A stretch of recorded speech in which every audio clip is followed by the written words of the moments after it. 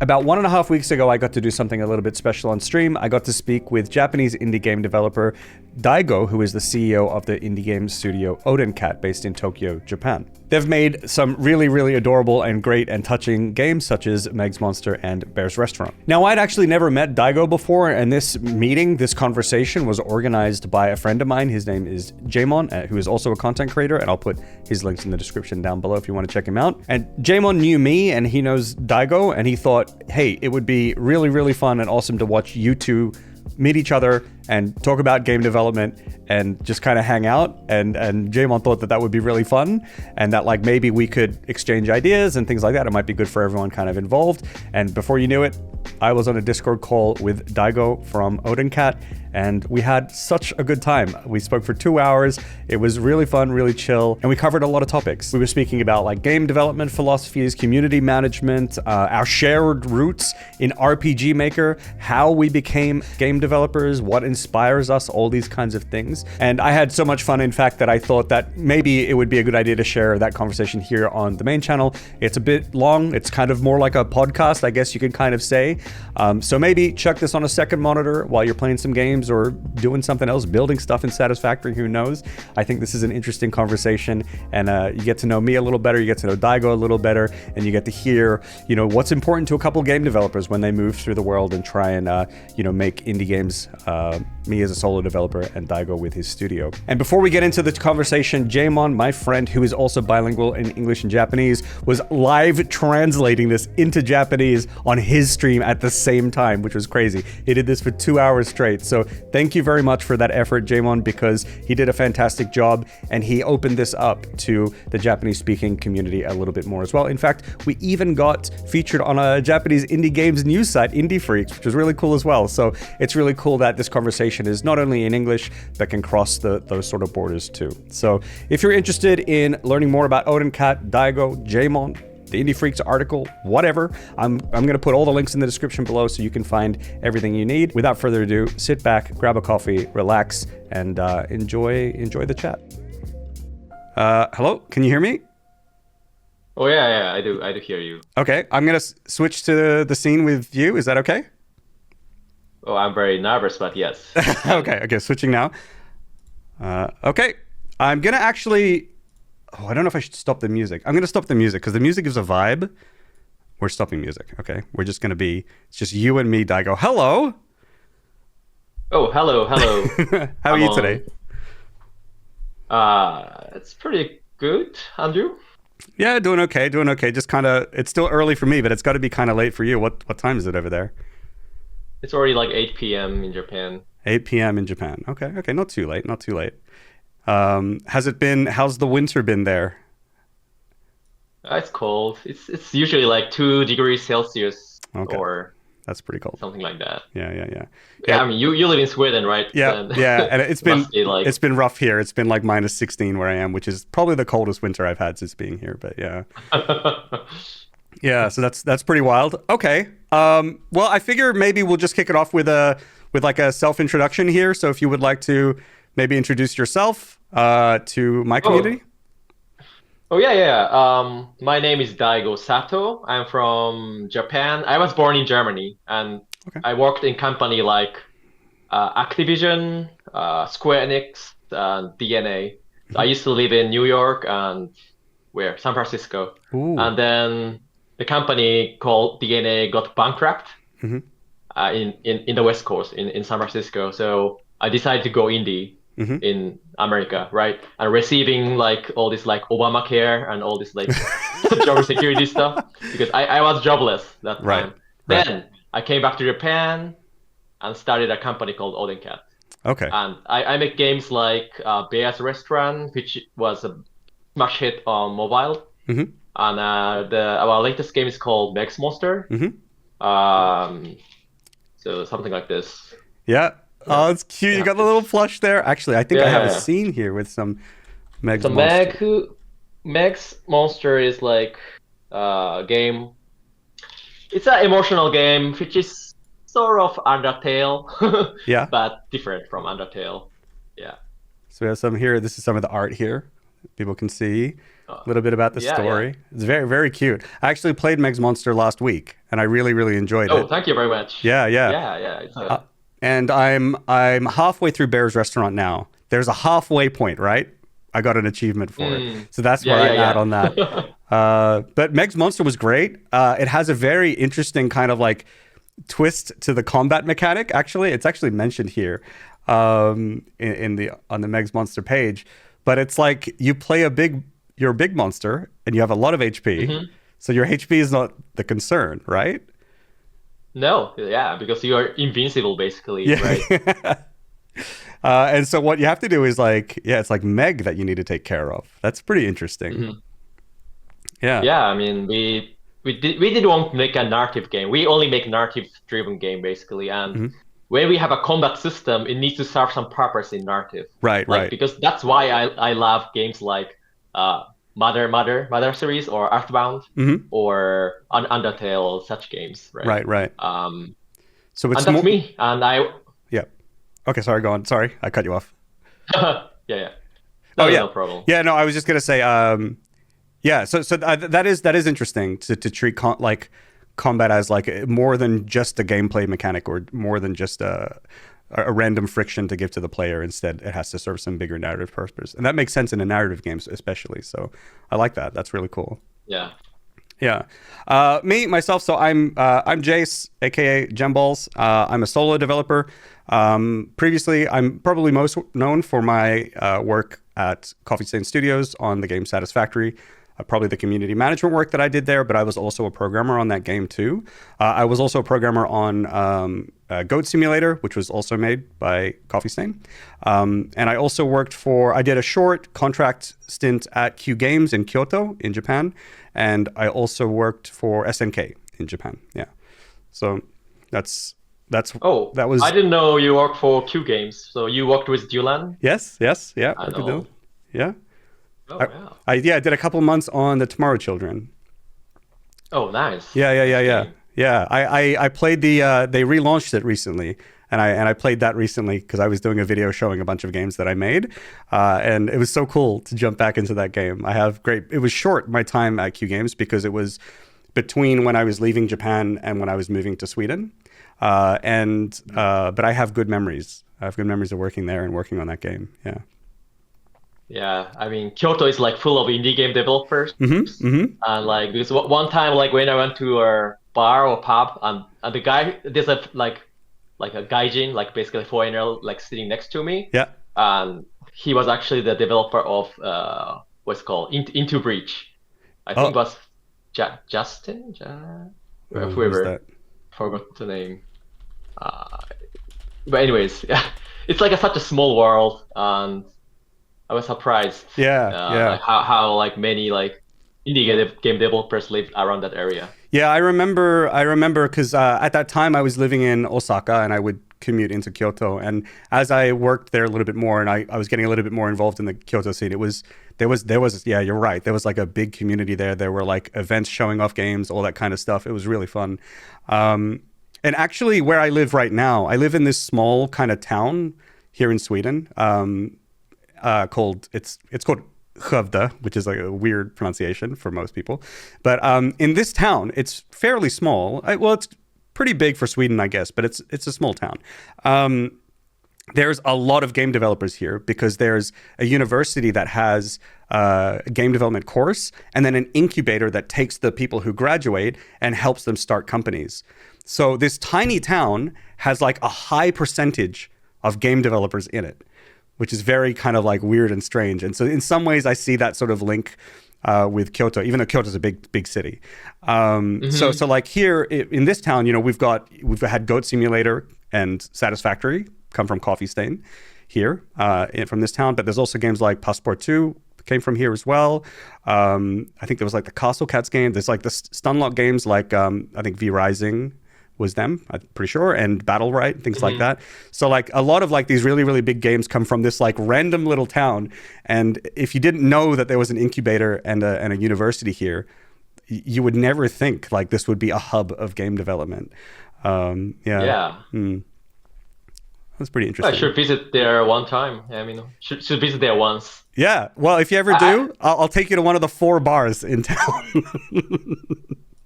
how far is it from Copenhagen, like by train? By train, it would take quite a few hours. I'm not sure, maybe like 6 hours or something, because you have to come across to Sweden and then up to Gothenburg, then across to Skövde. So it would probably be something like 6, 7, 8 hours, something like that.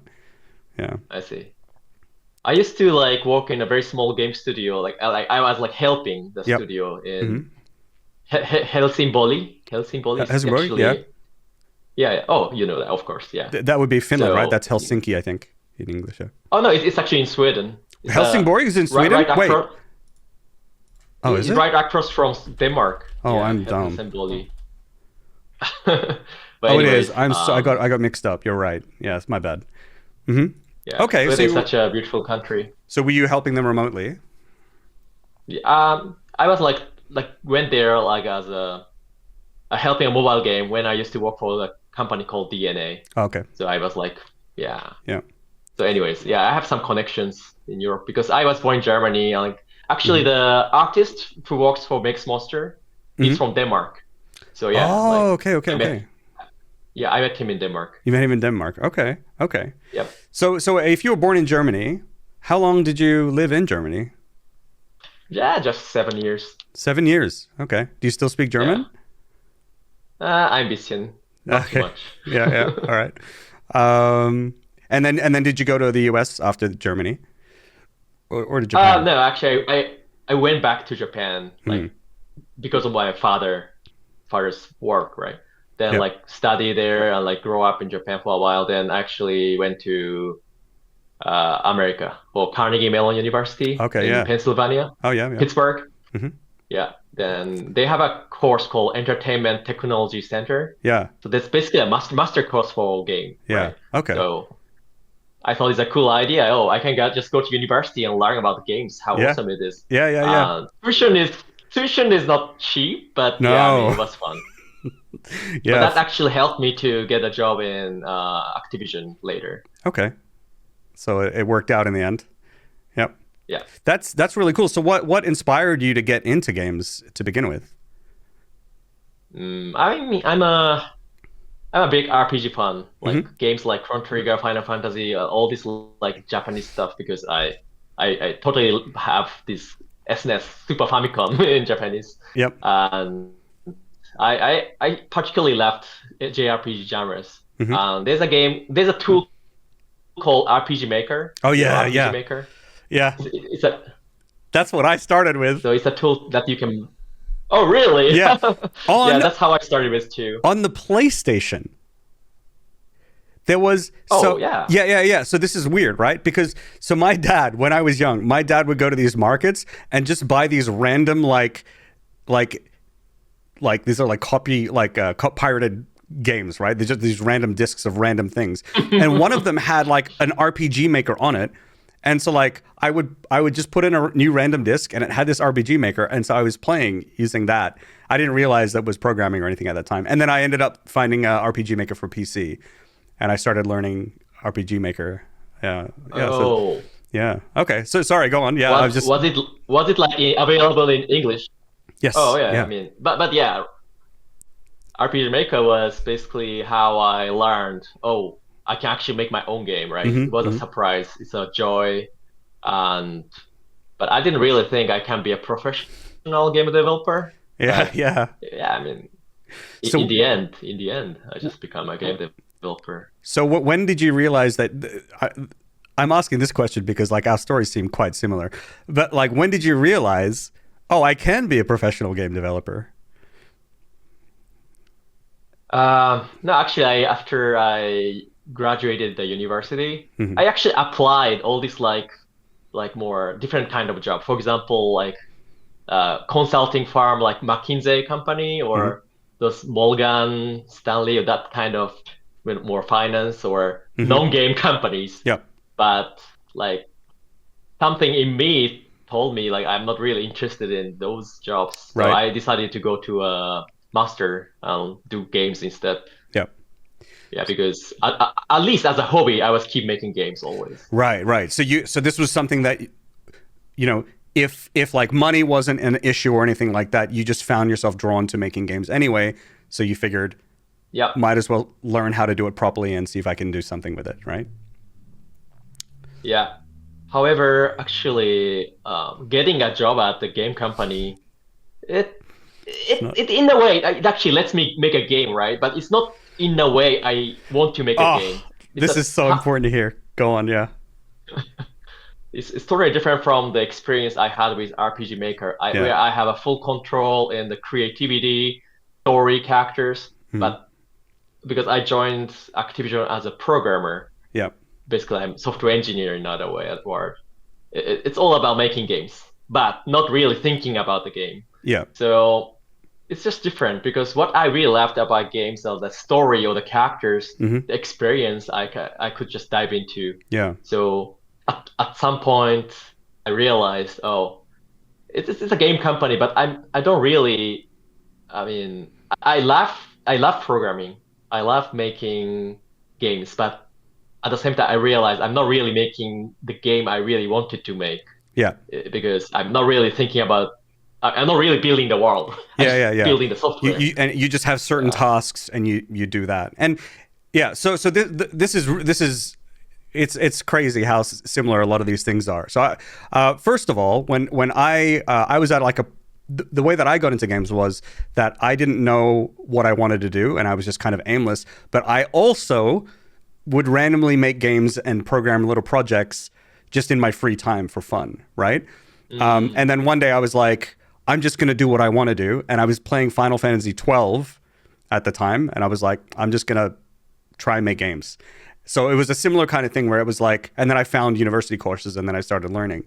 And then my experience at working at studios is the same kind of thing. Like there's this kind of inspiration that I had, which was SNES games, JRPGs, Final Fantasy, Suikoden, Chrono Trigger. You're like all these games where there's these beautiful worlds, there's these beautiful stories and characters that I would fall in love with. And that's what inspired me to make games. But then after studying and then working at companies, I worked on games that I really like. I'm proud of those games. I had fun working on those games. I love it. But none of the games were ever the things that inspired me in the first place, right? And so that's actually the reason why I ended up leaving Coffee Stain to go solo, is because there's a game that I want to make that is the kind of game that inspired me, to begin with. And that's so it's interesting to hear that there's like an overlap there in your little journey and my little journey. And to me, that's nice to hear, because I'm like, geez, am I crazy for doing this? But hearing someone else who has also gone through a similar kind of journey makes me feel like maybe I'm not completely crazy, and maybe there's, hope. There's hope yet, So we'll see. Well, I mean, it's crazy. I think you have to be crazy to be indie game developer, in my opinion. Yeah, true, I guess. No, you are crazy. It's lonely, right? You're like working on something no one is guaranteeing, no one is paying money for. Yeah. I mean, unless you find a publisher, right? I mean, I did a bootstrapping kind of indie, so no one paid me. I just paid from my bank, basically. Yeah, that's what I'm doing now. I had this. But like, how is it in Sweden? Like, I feel like in Sweden, no one dies basically. Yeah, because of the social security. Yeah, there's a lot of the way that I sort of see it is that there's the worst case scenario for me is probably not that bad, right? Like if everything goes poorly, there are social safety nets here. I could always like move back in with my dad in Australia if I really have to, or something, or maybe I get a job at another studio and I just work on other games again. Like I have a bunch of options even if things go bad. And so like to me, I'm fortunate that I have a bunch of savings, and instead of, I don't know, buying a new car or something like that, I'm just going to take some time and work on something that I really, really love and that I enjoy doing. And whether or not I end up with a game at the end, I will hopefully have had a period of time in my life that I cherish. And to me, that's worth money, right? That's a good way to spend money. So you just said you have enough saving to do indie. That's actually very good to hear, because we'll see if I have enough to make my game or not. I have enough to last a while, but who knows? Yeah. Well, I think having no money is sometimes very good for indies because when you have money, Mm. you can easily overscope your Oh, project, yeah, yeah, yeah. and because what saves money is the core idea, game idea saves money. Like, Yep. so I think the lack of your resources can help you to be creative about the game design and all this stuff, like how to Right. save like the asset cost and how to save like all this work. I Yep. think I think it's a opportunity for you to make something very new. Yeah, yeah, yeah. Well, It's big, yeah. I hope so too. I hope so too. So we'll see. We'll see. I agree that that kind of constraint forces you to think sort of efficiently or creatively about things. So right now, my big issue with making, so I'm a solo developer. And also someone in my chat, Lilybat here, is saying I have my community helping too. That is actually true. So I did a lot of community management stuff for Coffee Stain, of course. And after leaving Coffee Stain, I'm really, really, really, really fortunate that a lot of people appreciated my work and that a lot of them have followed me into my own crazy plan now. And this also helps buy me more time as well as I work on my project. So like they're all helping, which really helps a lot. But also it's fun to just have them along the ride because we have a lot of fun moments together. So I really, really enjoy that. There was something else I was saying that I forgot. Oh yeah. Oh. So the things that concern me is that so I'm a programmer and I'm not an artist. And so the art, the level design, the writing, and the music, these are things that I'm not super strong in. Art is something that I'm only just learning. And it is rough. It is tough to learn it, but I'm not giving up. But we'll see how it goes. But that might be the undoing of my project. Or I have to be creative and accept that my art won't be what I imagine it should be. And just accept a lower level of art, because I can't spend all the time. What do you think about like using assets, for example? Like pre-made assets? Yeah, or just purchase from the asset store, maybe. I think I think there's in concept I think there's no issue with that. I think the only thing for me is if it doesn't suit the vision that I have, I probably won't want to do it. But then at the same time, if it's a choice between not making my game at all because I won't be able to make the assets and compromise on the vision, then maybe I just compromise on the vision. So I'll have to see, I guess. Yeah. What I learned from my indie game development career is, like, when I make game, I probably shouldn't have a beautiful graphics in the beginning. Like, I should just have I just should have a programmer art and use that programmer art to have something very beautiful. So, I think that's something like, I recently read an article from Miyamoto from Nintendo, like mentioning something similar. Like having the art in the first place is not a good idea. Like just focus on the gameplay and like the core part first. Yeah. Then you can add those pretty graphics later. I agree with that. Like for Meg's Monster, we did the same. Yeah. You did the same thing with Meg's Monster. Yeah. And that game turned out beautiful as well. The art is gorgeous in that game. Yeah. But actually, for artists, it's much easier when they are told what kind of characters the game have instead of we may maybe change it later. Or something. Yeah, that's true. We might throw it away. Yeah. So I think for me, this is I agree with this approach as well, and I think that is the approach that I want to take. I spent some time in December doing a lot of art study, not necessarily to create the final art, but because I wanted to understand what is this process going to be like, and between now and later, how can I improve my skills so that later I can draw the final art? So that's kind of what I was thinking. But I have landed at the point right now where I'm like, I don't need it. I don't need the final art right now. What I really need is the level design mapped out. I need to like move around the level. I need to put the mechanics, and I need to write the whatever story stuff needs to be done. And I need to test that. And I can test all of that without the art. So yeah, I completely agree. Is there any hint for your game, like what you're making, or is it completely secret? It is pretty secret. So the stuff that I'm talking about so far is it's like a top-down 2D pixel art game, kind of RPG style. There'll be dialogue in it. There'll be quest-like things in it. And I haven't really said too much else. It sort of takes place in a city. That's part of it. But yeah, I haven't really told too much more. And so there's not too much more I want to say on stream. But like, if you ever want to have a conversation, I could tell you more if you ever want to hear it. Because one thing because one thing that like I've noticed as well is like I've talked to some people about the game, and whenever I've spoken to them, they go, "Geez, I wish you never told me." That's their response. And now I never tell anyone because they're like, "Oh, I wish I could have experienced that game instead of having you tell me the game." Does that make any sense? So yeah. So now, before you're saying like it's this lonely thing where you kind of by yourself and doing your own thing. Now it's kind of like that. Even when I meet friends who are game developers or whatever, and they're like, "Oh, I want to know what you're working on," and I'm like, "If I tell you, it's going to ruin everything." And they go, "Okay, don't tell me." So now I don't have anyone to tell. It's just this little story that I have inside me. If you want to hear it, I'll tell you later. But yeah, it'll ruin everything. Yeah. I mean, sometimes it's good to keep things in yourself to kind of complete it in yourself, because if once you like tell it to someone, that becomes a constraint sometimes. You can't change it later. That's true. So I think it's kind of cool that you keep it stuff secret, but I'm personally curious, of course. Cool. Well, just hit me up if you want to spoil the game. I'm more than happy to talk to you about it off stream sometime. Yeah.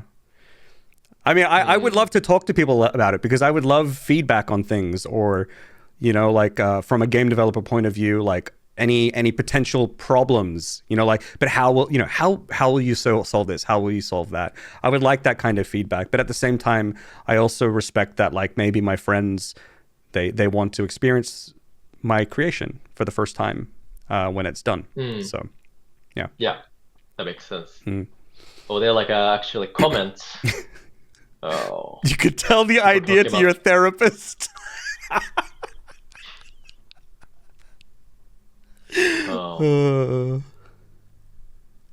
Yeah, I always wonder like whether it's better to kind of have multiple skills. Like, if one person have all the skills, I think the problem of like one person have all the skills is like even the one person could do everything perfectly.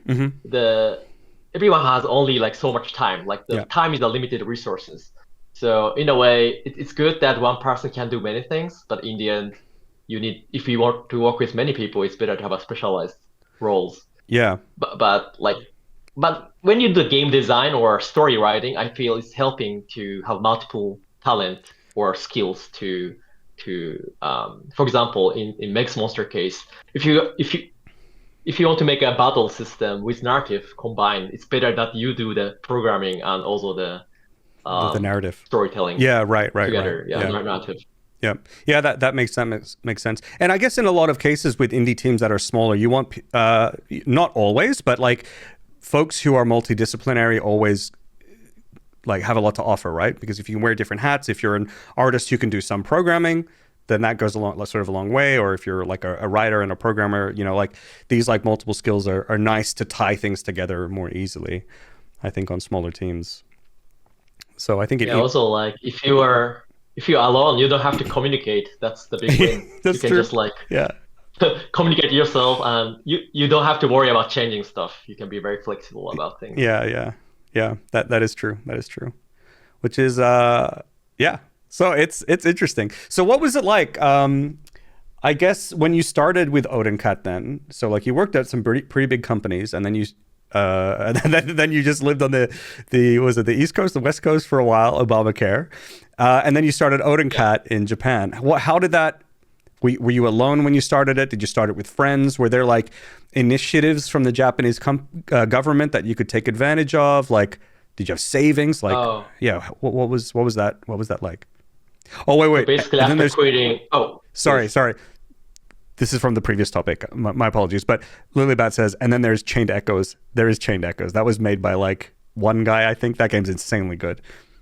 Have you played Chained Echoes? Is Chained Echo made by one guy? Really? It is. It's not literally only one person, but it was like one person who made, I think, most of it or all of it or something, and maybe collaborated with some others. Sometimes there are things I don't want to know, you know? Yeah. Like, I don't want to believe it. Yeah. That game was too good. That game was so good That game was so good. Okay, sorry, I derailed the conversation. Please tell me more about how Odencat started. Yeah. Yeah, after I quit the job, or like basically after the layoff of the studio, I lived in Bay Area in America for like 2-3 years. Because at that time I got the green card, I could live in America if I want to.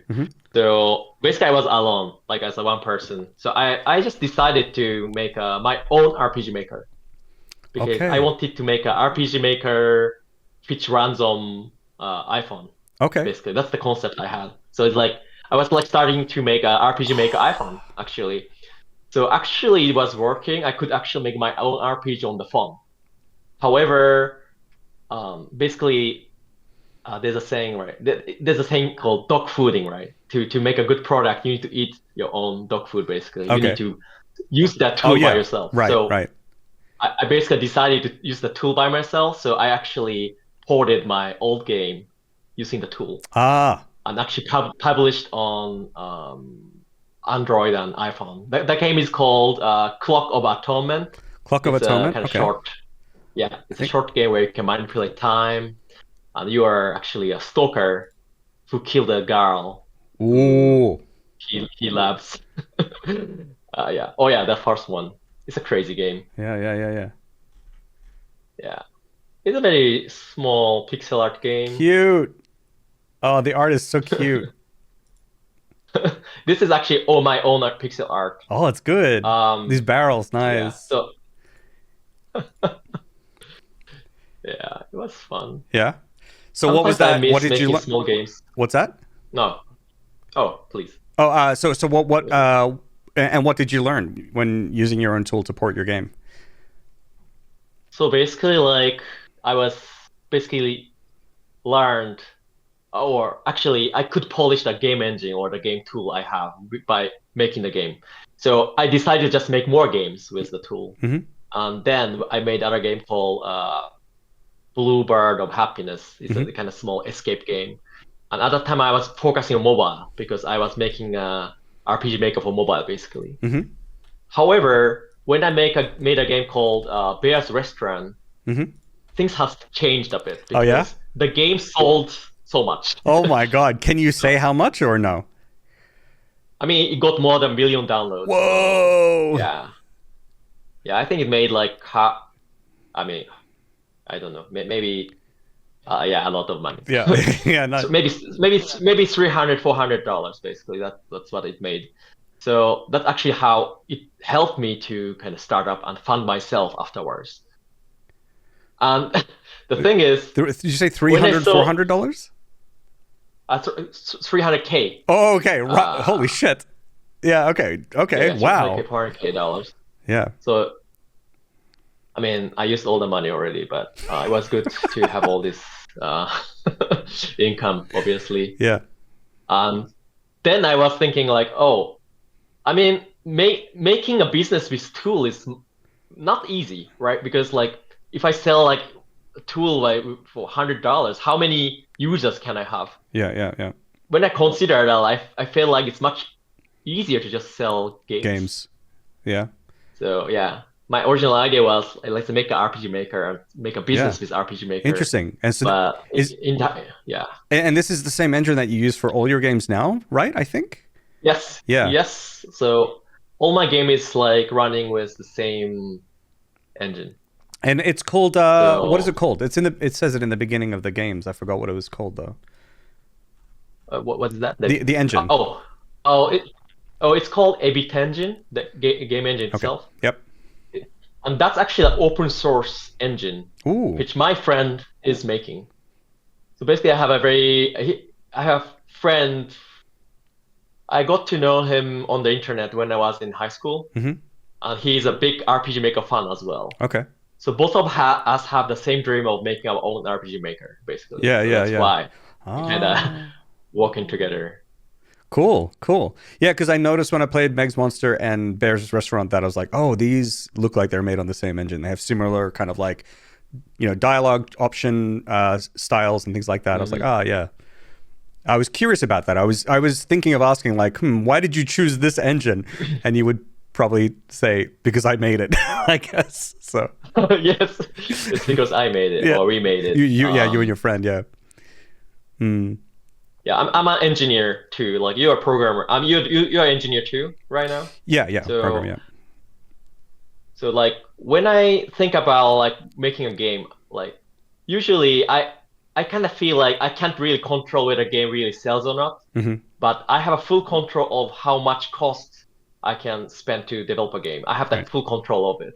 Right. So as an engineer, I love optimizing stuff. So basically, I could also optimize the development cost. For example, reusing the game engine will basically reduce the cost for the future games. Yep. So like that's what I really trying hard. Like when I make a game, I always making sure I can reuse things for the future games. That way I can save the development cost in the future. Yeah. That's how I actually keep making games and developing games. And it's interesting because now I've only played 2 of your games so far, but was the combat in Meg's Monster unique to Meg's Monster, or did you have that functionality before Meg's Monster? Oh, that's unique to Meg's Monster. Basically, if you have ever really used RPG Maker, you can use event. You can actually do some visual scripting through the RPG Maker tool.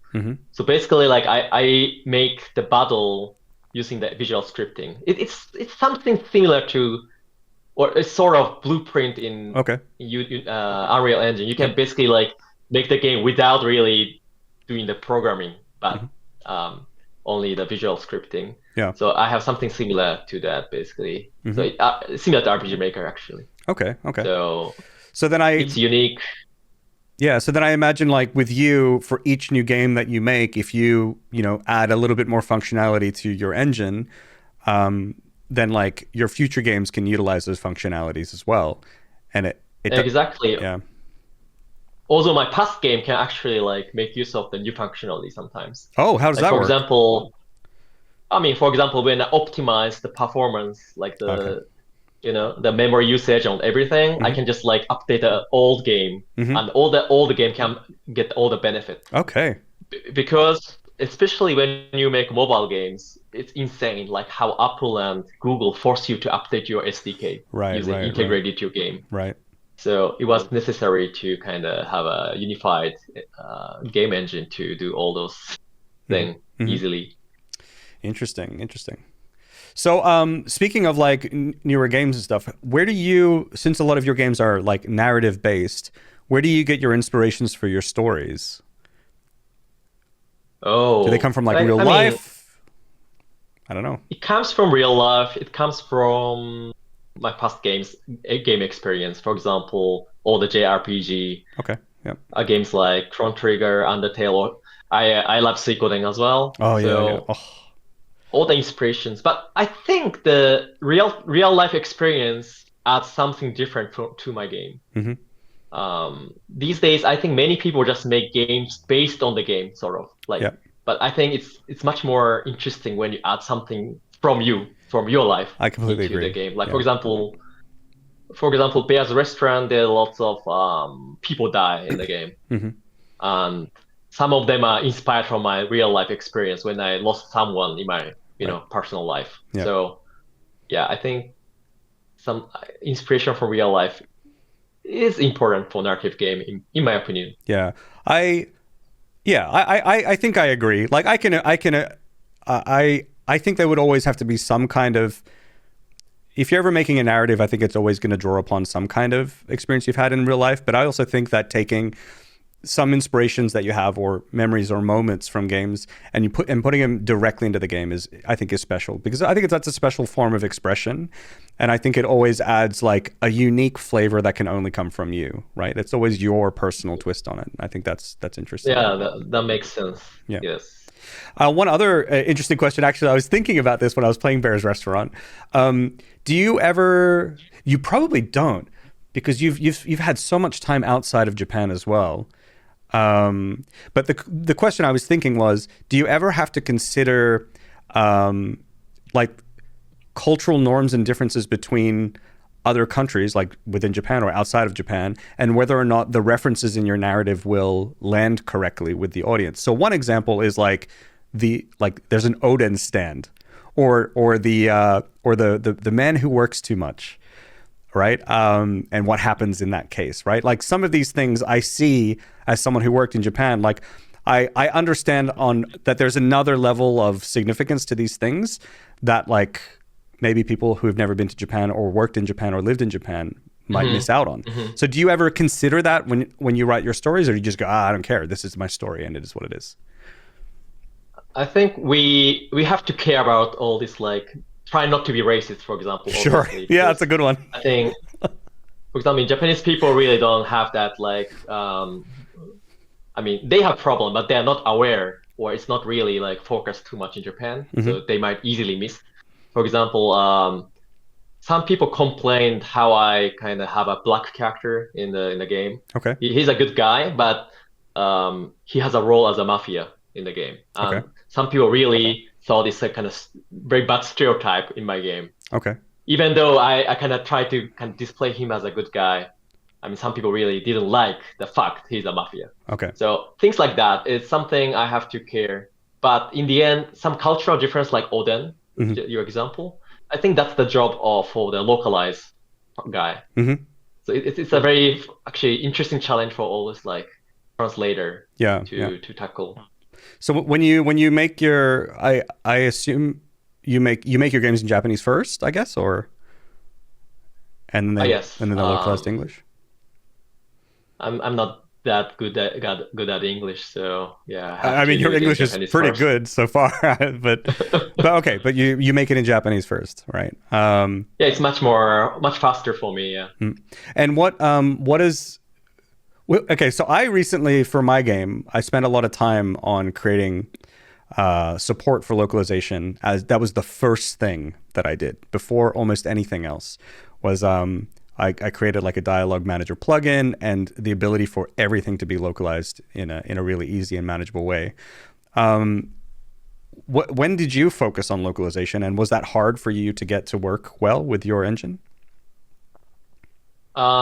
I manage all this text in UUID. Basically, like I can easily like swap the content later. I try not to embed the text into graphics because it's harder to swap later. Yep. And our game doesn't have voice acting, so it's actually easier than all these like recent modern games. Yeah, I mean, localization is just the matter of having a very good person translating the game. Yep. So it's not that technically hard for us. Yeah. And I guess it's probably also that you're taking precautions, right? Like as you say, you know, you take into consideration as you're making it. You're not baking text into images, for example. So I think you're making it easy for yourself as well, in the end.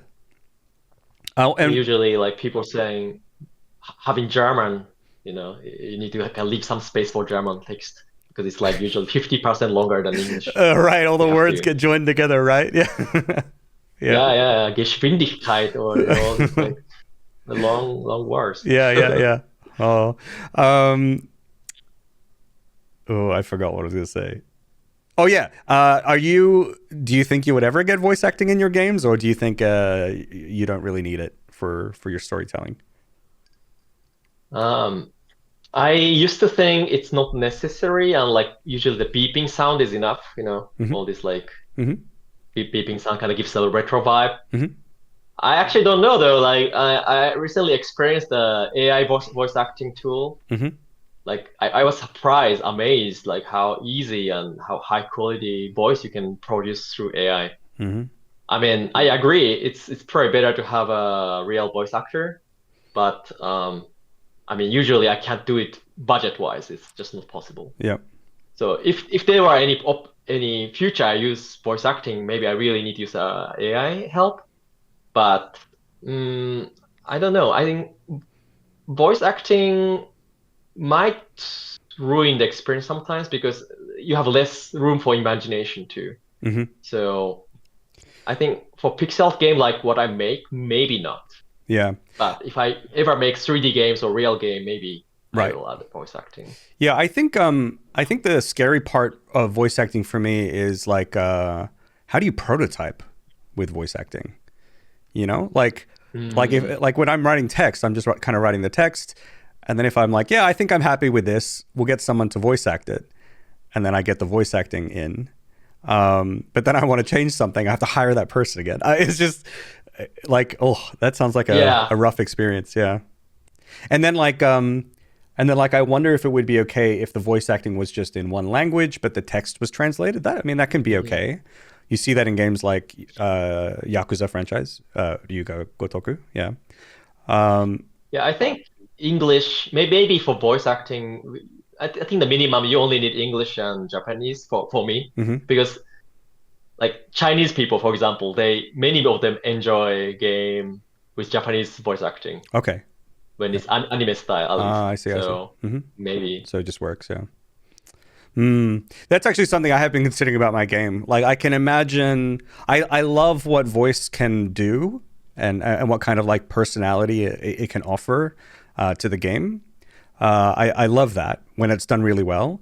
But then also, I also like leaving things to the imagination a little bit as well, right? And in fact, that's like a huge strength and one of the reasons why I love pixel art is that so much is left to the imagination.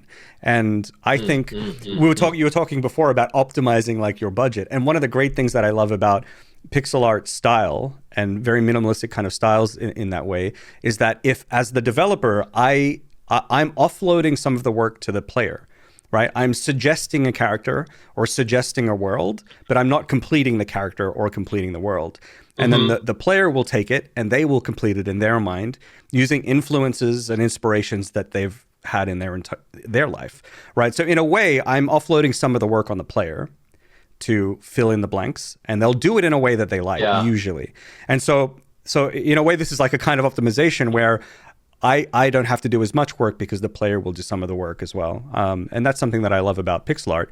And then so I also wonder about voice, if it's better to just have the text. And then people can kind of think about how they might sound. Well, I think for voice acting, maybe you can do something like Zelda, Like, that might be a cheap solution. But I also think that beeping sound is also fine. I mean, I played Eastward, and they have lots of like interesting beeping sound per character. I think that adds like unique character. You're right. I liked it. Actually, this is actually not something I considered carefully. Thank you for bringing that to my attention. I'm going to consider that concept more. Yeah.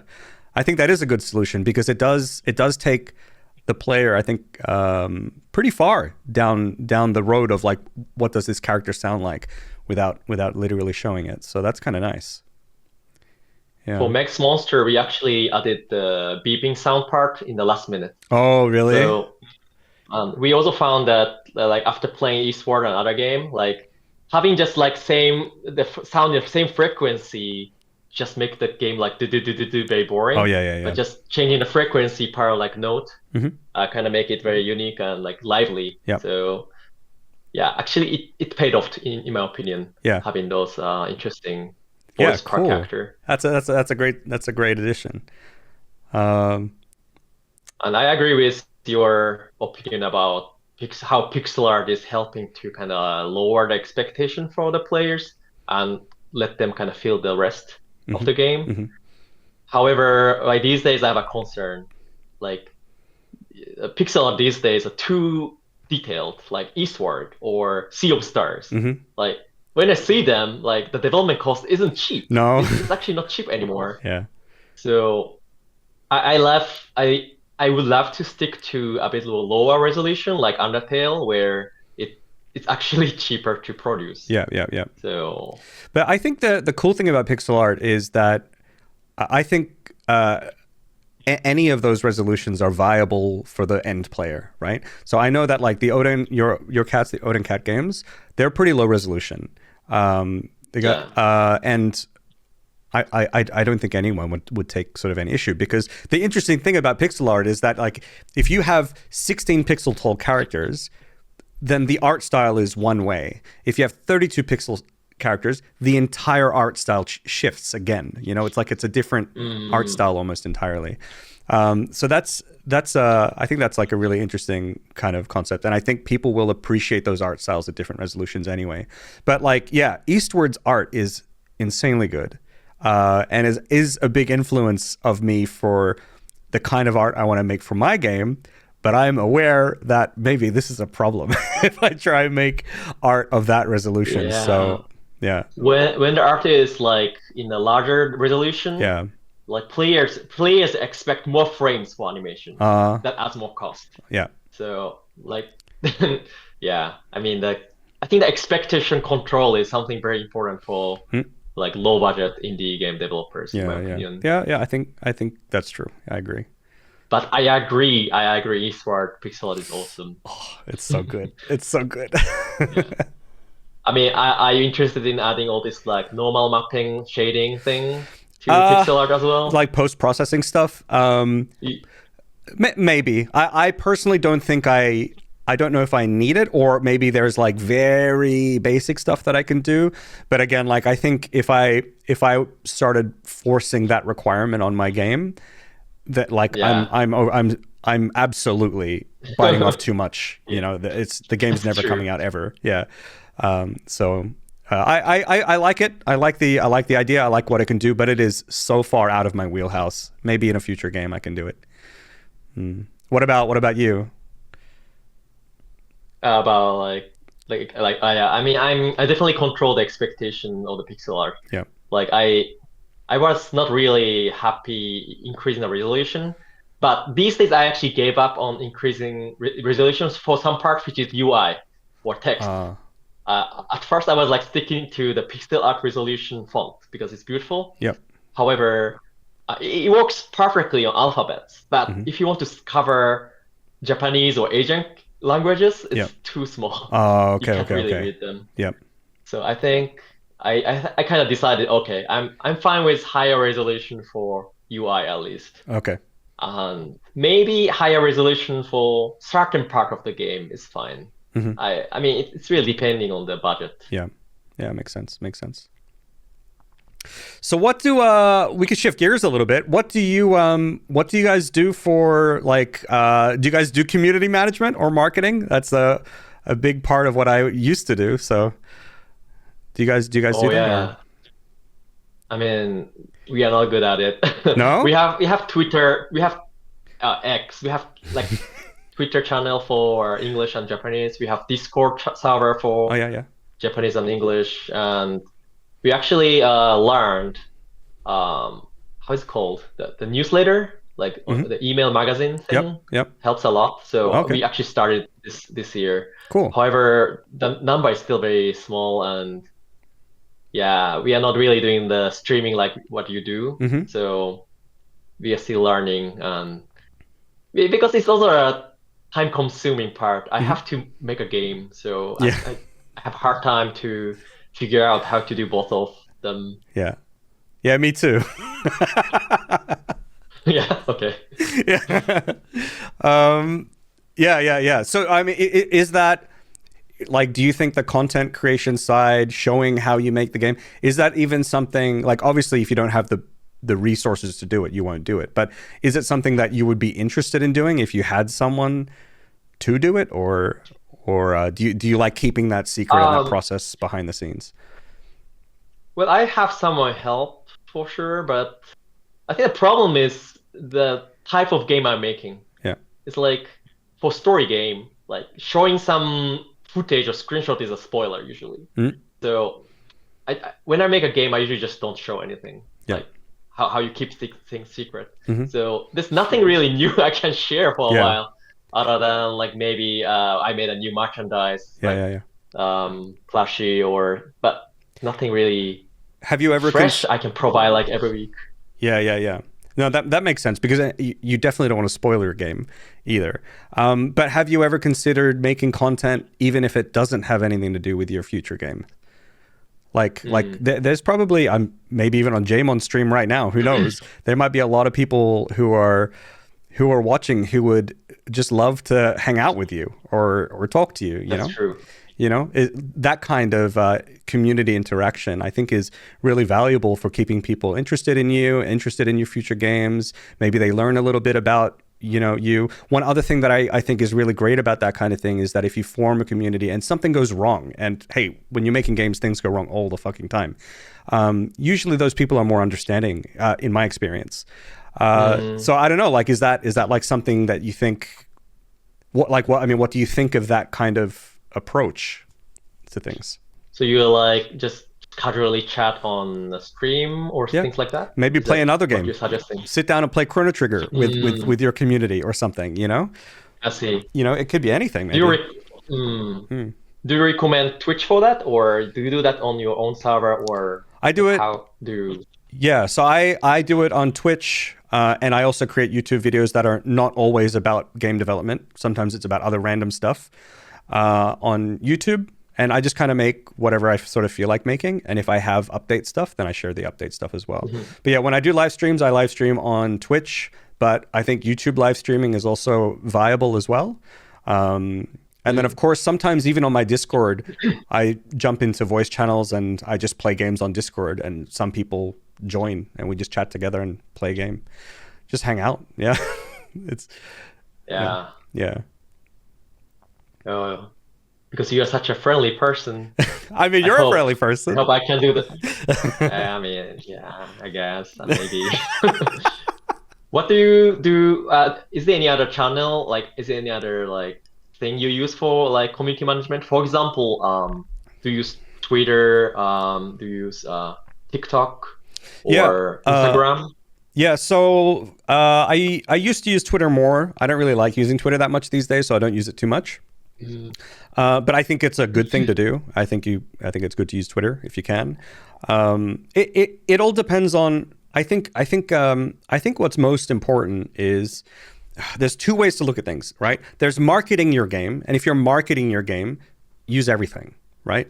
If the game is coming out next week, put it on Twitter, put it on YouTube, put it on Twitch, put it on TikTok, put it everywhere, right? But if you're doing community management, this is where I think what's most important is that you're interacting with people in a genuine way and in a way that you're enjoying as well as a person, so that you're creating moments that may have something to do with your games, but also are just human interactions with people, and if you can just do that wherever you feel comfortable. So, for example, when I worked at Coffee Stain, Snoot, that was the other community manager, and we were passionate about live streaming and YouTube. So those are the two things that we focused on.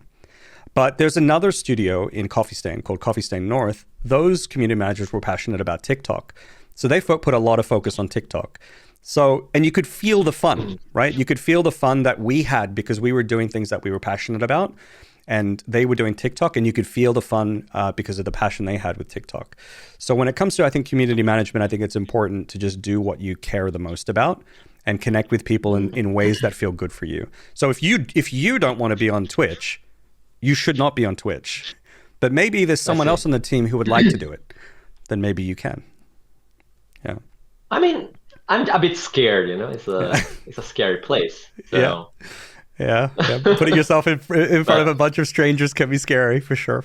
Yeah.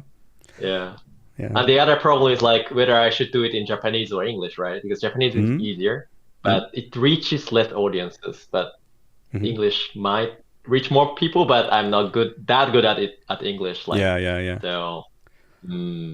Yeah, I think that there's all sorts of decisions. If you ever stray down this path, you're gonna come face to face with a bunch of different things that you're like, should I do this? Am I streaming too much? Not enough? Blah, all these weird questions will come up. If you ever embark on it, I would just say have fun, relax, and make mistakes. It doesn't matter. If you stream in Japanese and no one watches, oh well. If you stream in English and you make a mistake, who cares? Yeah, that's fine. Yeah. I mean, it's a good idea. Maybe I should try at least to see. But I think when you start, it's the most tough part, right? Because when you start, there's only one person, maybe, two person. It becomes zero. Yeah. You're like, Yeah. So that.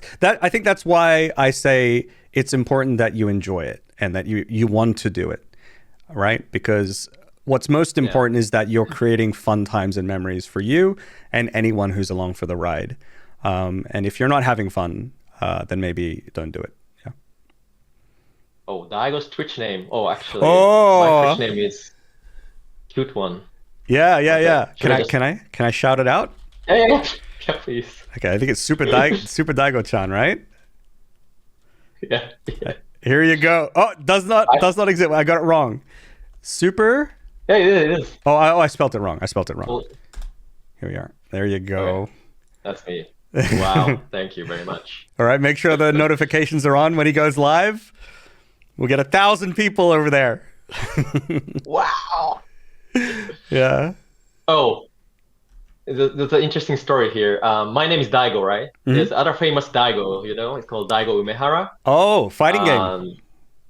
Yeah, he's a Street Fighter player. Yep. So I think he played my game like last week. Oh. Like Daigo Umehara is playing. And actually, I met him like 10 years ago in Las Vegas. There's a fighting game event called Evo in Las Vegas.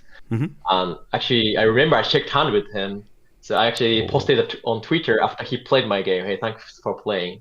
And now he's aware there's another Daigo exists in this world. Yeah, actually, when I saw that your Twitter handle was @Daigo, the first thought that I had in my mind was, how the hell did you get that Twitter follower from Daigo Umehara? And I'm like, I wonder if these two are gonna have a Street Fighter fight somewhere. For the winner gets the Twitter handle. Yeah, that's pretty cool. Usually programmers or engineers, the first one who gets the access to all this like new service, right? So I started Twitter like 15 years ago. Yeah. So you got it. Nice. Yeah, but as you said, like I have a problem with Twitter these days. Like, I mean, who bought Twitter is not really the best person in my opinion. But so. Yeah, I'm wondering where to move to. I've been checking out Threads recently, the Instagram Threads, and that's been pretty good. I think that Threads is probably the only real competitor to Twitter right now, but we'll see how it goes. It may turn into something and it might not. I'm not sure. Yeah. I'm also like registered for Blue Sky. See how it goes. Yeah. There are too many of them now. Yeah. I wonder what to do. I think Threads is the best one to overtake Twitter because of its natural integration into Facebook, because Facebook like owns Instagram, and if you have an Instagram, so many people have Instagram, you get like the notification to join Threads through Instagram. So there are many people who naturally go from Instagram into Threads, and so the community there blew up quite quickly. And so yeah, I think that their ability to onboard people into Threads has been really, really good. And the fact that they have like really good existing infrastructure to handle, people at that scale because they're Facebook and Instagram. So I think they probably have the best shot. Yeah, at least I should make an account there and maybe start building followers, maybe just in case. Maybe. But I don't know. Some people say X might go bankrupt this year, but it might not. Who knows? Yeah, who knows? We'll wait and see. I'll be watching with my popcorn either way. I mean, it is. Who cares? Yeah. Yeah. Let's make game. Yeah, just make games. I'll just make games. But Twitch is a good place, right, for you? It seems. Twitch is pretty good. There's been some things with Twitch recently where they've had to start making certain cuts because I think maybe they haven't been super profitable or whatever. So there are some people who aren't really sure about the future of Twitch, but I'm not sure if they're being overly cautious or maybe it is going to shut down soon. I'm not sure. So I don't know. I think a lot of people have been streaming to both Twitch and YouTube at the same time now. Twitch previously had some rules saying that if you stream on Twitch, you can't stream to YouTube at the same time, but they got rid of those rules. So now people are streaming to both YouTube and Twitch. In fact, I think J-Mon does that as well. So, that's an option. Stream to both. Yeah, I should also learn from J-Mon. He sounds like a specialist on this. Yeah, he is. And hit me up if you have any questions for anything, of course, at any time. So, and I can do what I can. Is he still like translating this? Oh, I don't know. Is J-Mon still? Oh, he's typing right here. He's in my chat. J-Mon, are you still He's translating? doing it. Wow. He's still alive. He's crazy. Like, Holy cow.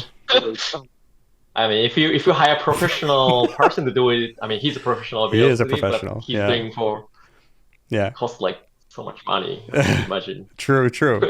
Have you met J-Mon before?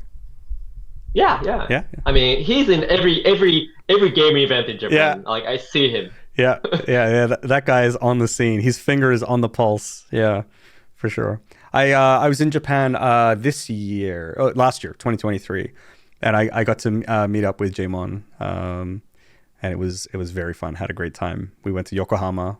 Yeah, it was good. Oh, that's my town. Oh, that's your town? You're in Yokohama? Yeah. Ah. I mean, I just went to. I mean, that's where I grew up. Like right now, I live in Tokyo, but like, yeah, Yokohama is a pretty nice place. Yep. Yeah, we saw the big Gundam. Oh, yeah, nice. Yeah, I saw that, and there was like an old ship, that like museum. That was really cool as well. Yeah, it's a ship from North Korea, right? It's a North Korean ship museum. Ooh, maybe. Yeah. Basically, Japan kind of captured all this like North Korean ship and have an exhibition in Yokohama. Yeah, I'm not sure. I can't remember if it was the North Korean one or not, but yeah. I guess, but yeah, that's a fun place. Yeah, Minato Mirai. It's a Minato Mirai area. Minato Mirai. Okay. Nice. Let's see here. I have some other topics we can talk about. Oh yeah, we have actually many topics. Yeah, we do. Maybe I can talk about the game I'm downloading right now. Oh yeah, what are you downloading? Tell me all about it. Has anyone heard of it before? It's a new one. It's called Palworld. Oh. It's a new Japanese indie game. Anyone heard of Palworld? Palworld. Yeah. It's actually like released yesterday. It already got like 2 million downloads. Yeah, that's crazy. So yeah. It's crazy. It's like if you become indie, they are indie game studio too. Yeah. They started like, I don't know, 6 years ago. They already released 4 games, including Palworld. What? So, yeah, they are crazy. I mean, I actually learned about them recently. Reading their article, it's pretty interesting how they started. I mean, the guy who used to work for that he used to work for like this finance on the web, and he just switched to game developer because he wanted to make game.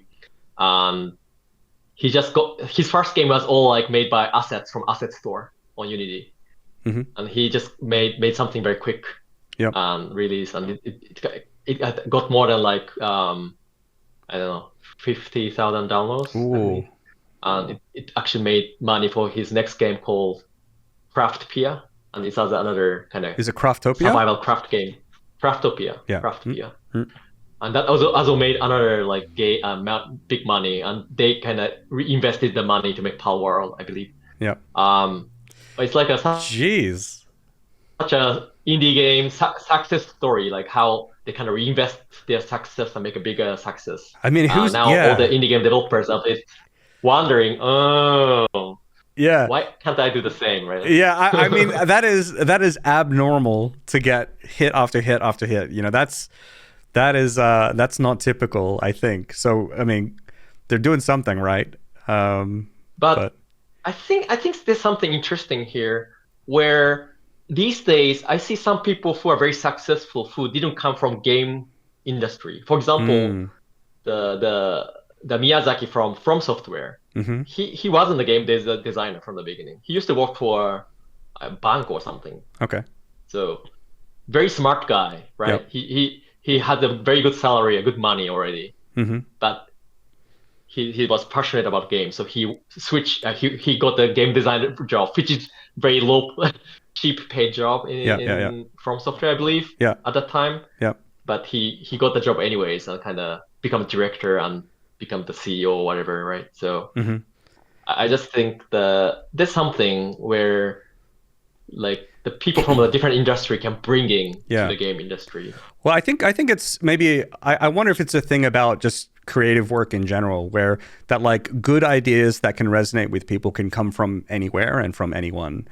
and the people that we see succeed are the success stories out of that. Of course, there are probably many people who were bankers who started making games and failed, but then of course there are some who would succeed. So I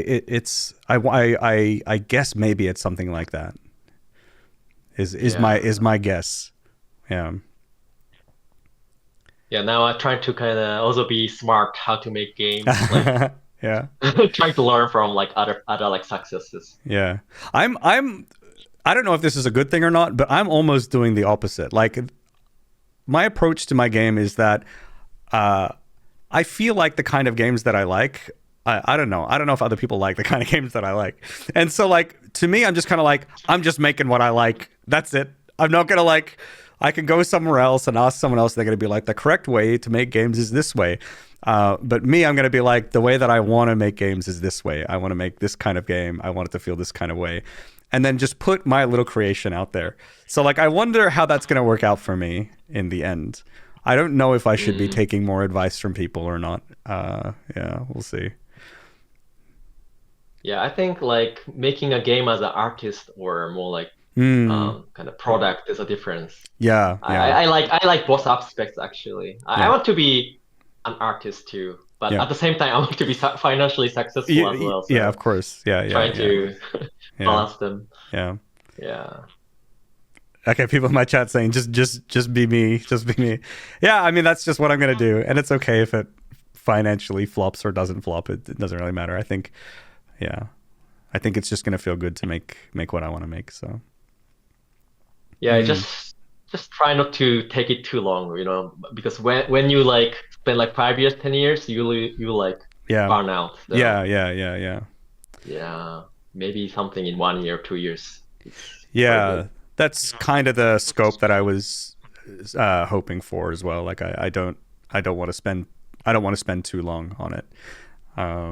So yeah, we'll sort of see. We'll sort of see. And like I also feel like I kind of want to stay completely independent as I go through it. But I know that if I were to partner up with like publishers or something like that, if I were to pursue that, it can open up certain opportunities. But then I kind of feel like, I have this other party to consider with what I'm creating, and I don't really want to do that. I kind of just want to make my thing. Do you have any thoughts on that? Have you partnered with publishers before, or maybe we shouldn't go there? I mean, I mostly do we do the self-publishing for most of the things, right? Except physical. Actually, like last year we published or we pre-ordered a game called Odencat Paradise Collection through a publisher called Limited Run Games, because they sell physicals. Okay. I mean, physical is something very tough to do by our own because we don't know how to do it. Yep. So I think we team up for physicals, but not for digitally downloaded one yet. So basically, you don't really partner for the development, but you partner for the distribution. Yeah. On the physical distribution specifically. Yes, for now. Yeah. I mean, as long as I have money, I love the freedom I have because no one tells me what to do. Yeah. I think that freedom is something that I want as well. Yeah. So. Yeah, because if you end up working for someone else, what's the point of becoming indie? So we always have to be aware, not to go back to like working for others. Yeah. As long as we are indie, we should do what I want, what we want. Mm-hmm. But there's a temptation sometimes. There's a temptation sometimes. Oh, what if I make a game like this? Because this game looks very successful. I should do something similar to that game. And I've also spoken to like other indie devs as well who are like, no, we want to fund our own thing. But then they show publishers, and the publishers are like, how about all this money, and we will publish your game and pay for development. And those developers are like, oh, it is so hard to say no, because that means security. That means they will make their game, but it also means that there's a risk. Not all publishers get in the way. Some of them are fine and they just let you do your thing. But there's always that risk that like the publisher will like get involved and all that kind of stuff. So then they say no. But it's hard for them to say no when what's being offered is security and safety. Yeah. Yeah, that's tempting. Yeah. Yeah. It's hard to say no. Like if digitally develop, like what's that? Developer Digital just come to me and tell me to publish my game, I was like, Yeah. I don't know. Yeah. Like if Annapurna or something came to me, I'm like, you consistently make my favorite games. Publish my favorite games. Like it would be tough. Yeah, for sure. Yeah. But like having everything under your control is pretty fun as well. For example, you can set up your own bundle on Steam. You can do whatever. Yeah. You can time a sale, time an event. Yeah. You have full freedom of how to use your stuff. And to me also free to just And to me, I'm also just curious about learning. Like I wanna learn that stuff. Like I think if I self-publish, I'm sure there's many things when you self-publish that you had to learn, like on the Steam side and all the business shit that you needed to do. But I'm sure learning that was like valuable for you. It might have been tough. It might have been boring. It might have been annoying. But I'm sure it was interesting, and you're better off for it. So. Yeah, I think it's fun to learn new things for the first time at least. For example, I hate doing taxes, but I think it's good to learn it because without knowing it, I don't know what to ask for our accountant. Yep. Or starting a company is also not fun necessarily, but it's good to know how to actually establish a company. Yeah. I Once had to you learn know this it, stuff you too. Yeah. don't have to. Oh yeah. Oh, are you incorporated already? No. Or you're I'm just a sole proprietor, but still, like I didn't have that set up. I had to learn how to do that. So.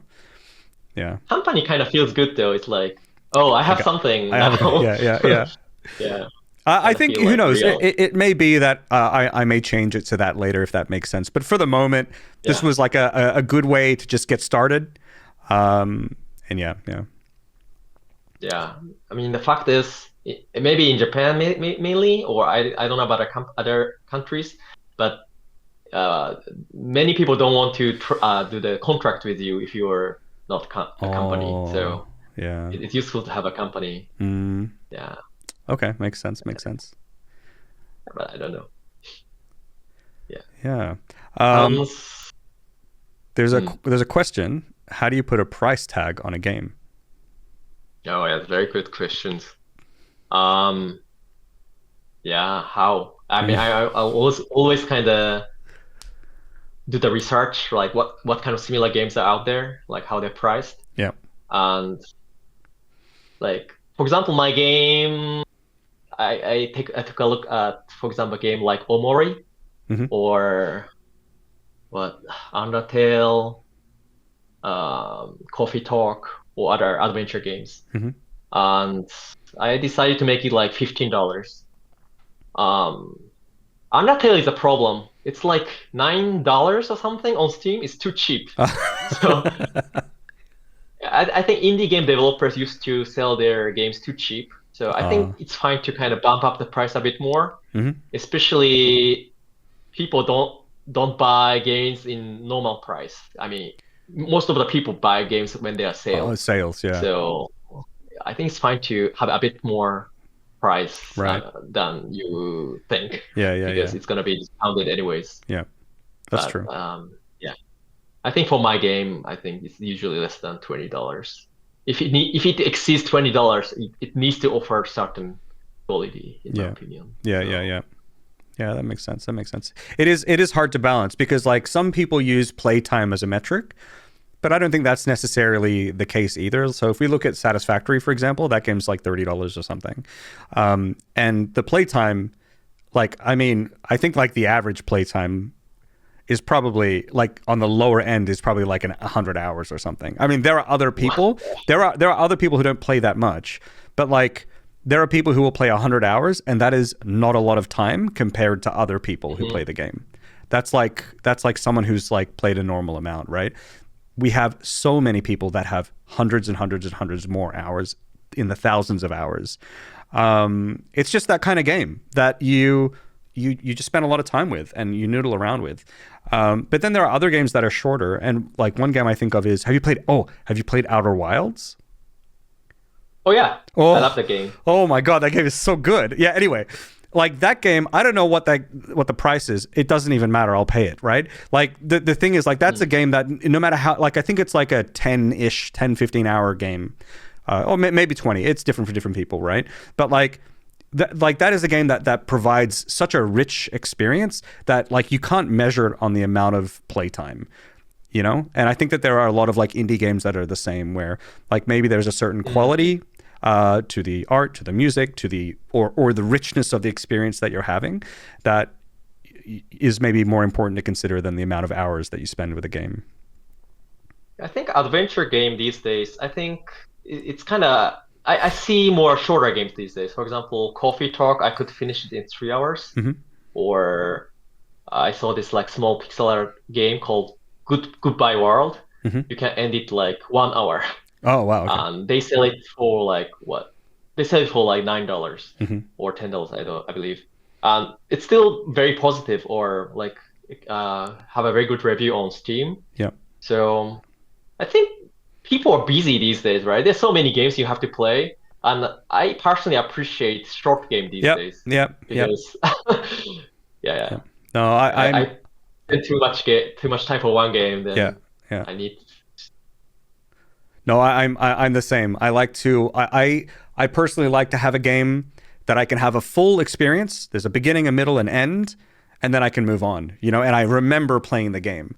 You know, and I remember that experience, and I don't have all the time in the world to do it. So I like that. I don't want to be stuck with a game for a very, very long time. There are some games that are good to get stuck with. Satisfactory is one of them. Like that's a game that like it's always satisfying to pick up again, even after you've played 100 hours. You pick it up again and you're like, I'm going to just sit down. I'm going to put some YouTube on or a Twitch stream on the other monitor, and I'm just going to build for a while. And that's always fun to do. So it depends on the game. But like there are other games like Crosscode. You played Crosscode? Yeah, I mean, I didn't play yet. Yeah. Oh, you haven't played it yet? I know the game. It's very good. Very good, yeah. That's another one. Oh, man. What is your favorite game? Like for all time or? Sure, all time. Like Let's go days. all time. Both. All time, and what's your favorite game in the past 2 years? Yeah, okay, all time. Yeah, the answer changes based on my mood, but I think if I pick some, I think actually for today, I'll pick Suikoden 2 because I think that's the game which makes me almost cry. Yeah. It's the first game, really. And then I would pick Chrono Trigger. Also, I don't know. Maybe Xenogears. I love Xenogears. I haven't played Xenogears yet. Okay. Yeah, it's like, I love those games. Oh, yeah. There are many other games. Yeah. So I love that you mentioned. I love that you mentioned Suikoden 2. That was, I think it's in my top 5 games. It was like my favorite game for a long time. Yeah, it was. Suikoden 1 was great, but then the way that Suikoden 2 built upon number 1 was amazing. So good. Yeah. Yeah, I mean, think about like the last duel between Joy and the protagonist. Oh. You have to keep defending.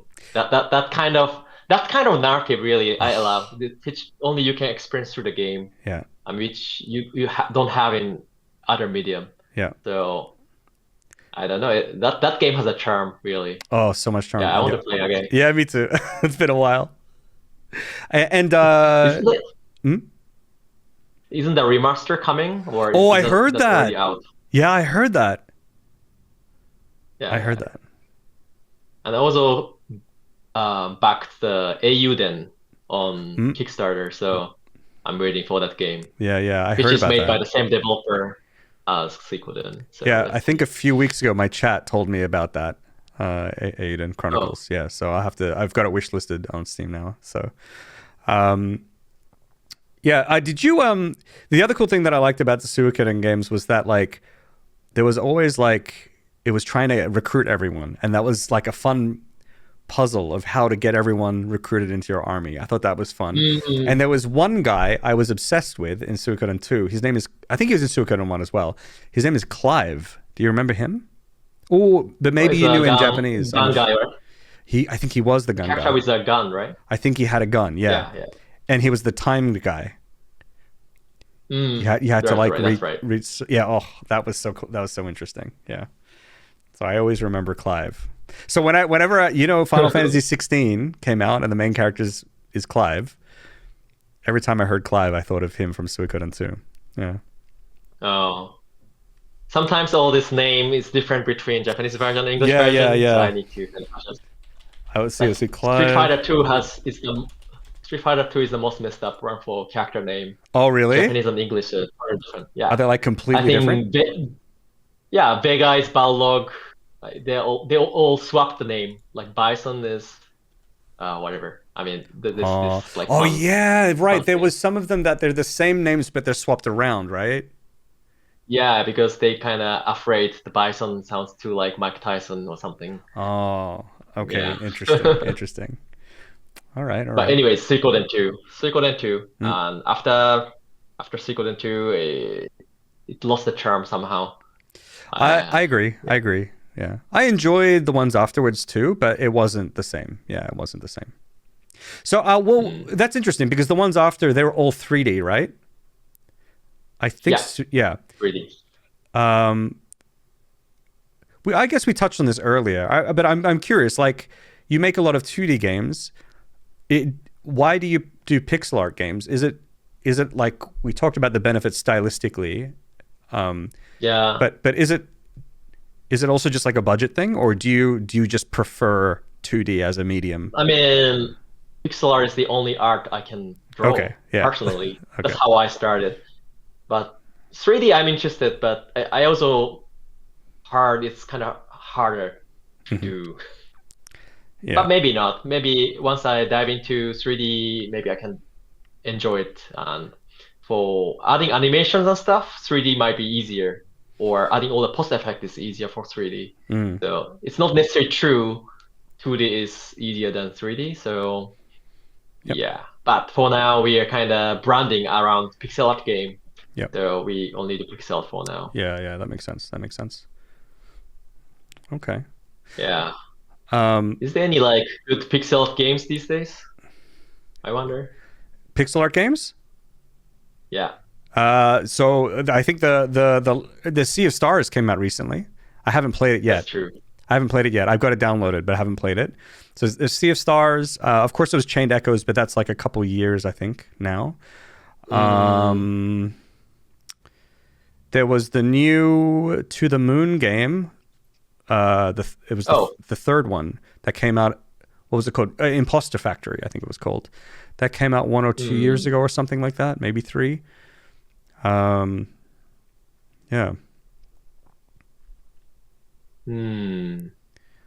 Yeah, I'm kind of looking for like, okay, talking about the game I recently played. I mean, not recent really, like 5-6 years ago, Undertale.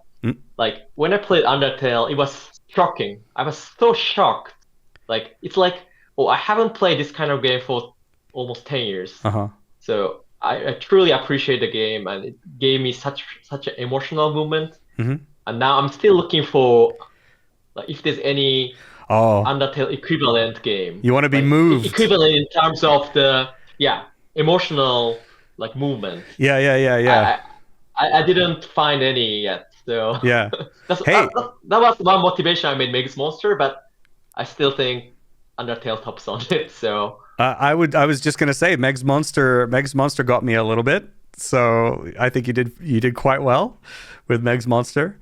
But any other things? Outer Wilds is another one for me. It's not a pixel art game, but that is one that like that story and the DLC as well. I don't know if you've played the DLC, but the DLC is fantastic. Holy fuck! Oh my god, it's so good. That story is pretty huge for me.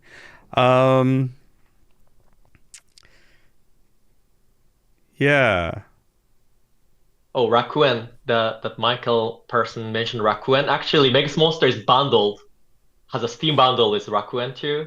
Because the author of Rakuen, her name is Laura Shigihara. Oh, did she do the singing?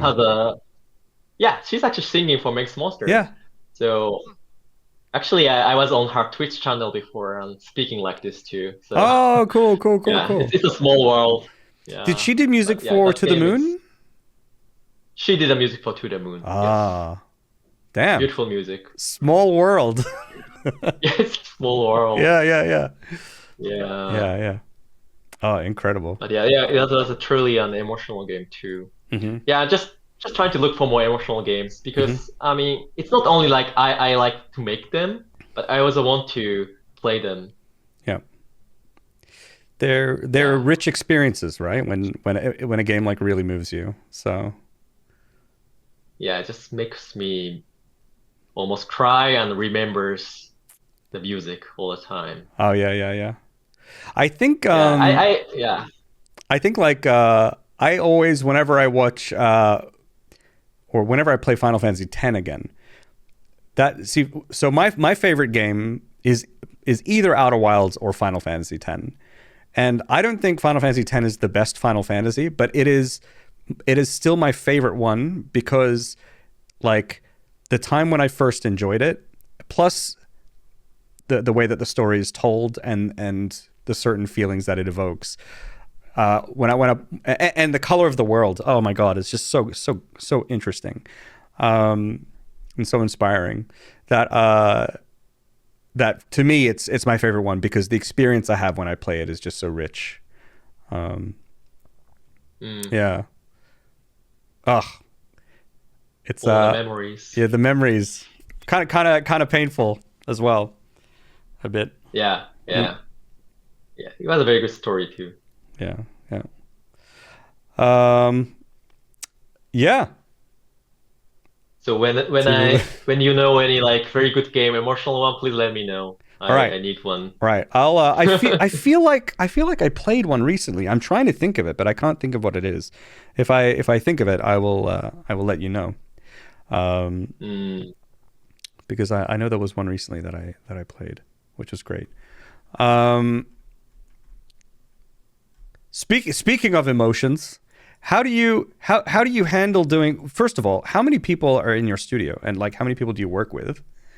It's not just you, right? Yeah, it's not only me. I mean, there are lots of people helping many like ways. Like some people only help like partly, right, or for only part of it. But in general, I think I would say there are like around 10 people helping, and almost 5 people are full time and helping multiple projects. Okay. Working. And so like there's like 5 people that you're working with day in and day out, basically. Basically, yeah. So it's like I'm basically it's like some are like full-time employees, some are like full-time contractor. Yeah. There are like many type of people, and yeah, we are good friends, I believe. Yeah, yeah. Yeah. And so what? So I guess what is that like then? Because you're the CEO of Odencat, right? And that's a lot of responsibility of those people, right? So like, how does it feel when you sort of like go to work and you have that much responsibility, or do you not really just think about it and you just have fun with your coworkers and then take it as it comes? I mean, I want to escape from the responsibility if I can, but I can't. So hey, I don't have a job right now. I could be a CEO if you want this weird beanie guy to be. I'm kidding. You don't want me as a CEO. I will drive the company to the ground. Yeah, you have to make your game, so you shouldn't be hired by anyone. That's true. I'm busy. I am busy. Yeah. Yeah, but it's a lot of pressure because you have to keep paying people, no matter whether I have a new game or not, right? Yeah. So it's like making a new game, releasing a new game is like a must to do. Otherwise, I die or the company dies. Yeah. I don't personally die. I mean, my life is more important than games. So, but it's a lot of pressure, and it has a pressure on the development. I mean, when some game takes like too long to develop, there's a pressure. It's like how much money I invested, like more time I spend for the game, like I need more money to recoup the development costs. I really prefer to make games in shorter cycle if possible. Yeah. But like these days, like for example, Megas Monster took almost 3 years. Mm-hmm. I mean, I'm proud to say the game became very good, but I'm not happy how long it took to develop. Okay. So Bear's Restaurant took only like 8 months, and I was actually making another game in parallel called Fishing Paradiso, Oh yeah, I'm which gonna play that only one. took Yeah. like 10 months. Yeah. So it's like we made two games in like almost 1 year. Yeah.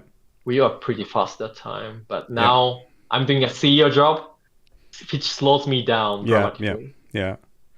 Yeah. This So is something that I like. I have to balance a lot as well myself. Like, so because my priority is my game, but I also have this content stuff that I have to do, and it is Mhm. tricky when you have another responsibility, and the content creation is pretty intensive. So it takes time to do.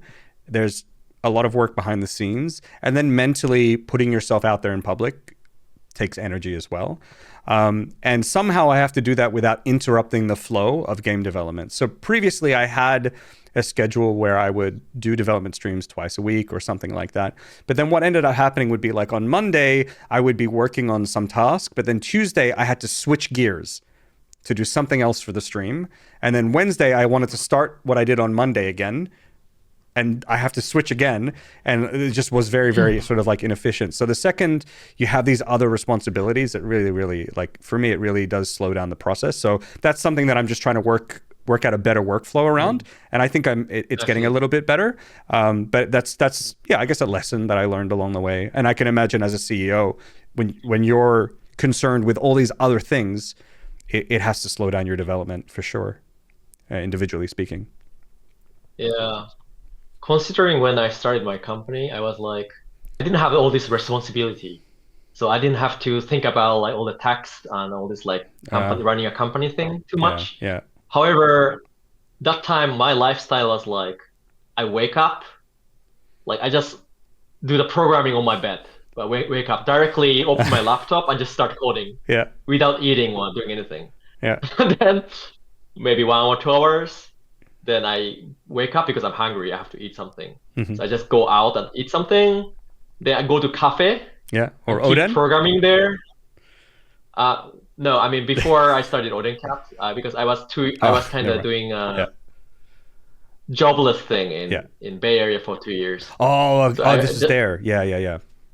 Mm.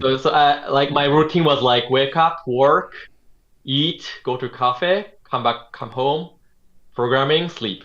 That's what I repeated every day. Yeah, The only change I had between days is I pick different cafe or pick different restaurant to eat. right, right, right. So it's a disaster. And I was happy. I mean, at that time I didn't have any like, I mean, other than me, like I'm a single that time. Now Yeah. I'm married, Mhm. unfortunately. So Jeez, unfortunately. yeah, I mean, I'm fortunate. Sorry, I'm fortunate. Um, but that's why I think kind of going indie is crazy. It's like Yeah, if you bootstrapping, like sometimes you really sacrifice many things. yeah. And I had some like very loneliness. I had a very huge like problem with being lonely Mm-hmm. because I didn't really speak with people for a long time, 2 years. Mm-hmm. Like when I had a chance to talk, meet my like friends, I couldn't really speak well because Uh-huh. I didn't speak with people for a long time. Right, My friend told me, "Are you okay?" right, I was right, like, "Are right. you depressed or something?" Yeah, And I was very shocked because I didn't really realize how I was like mentally sort of damaged at that time.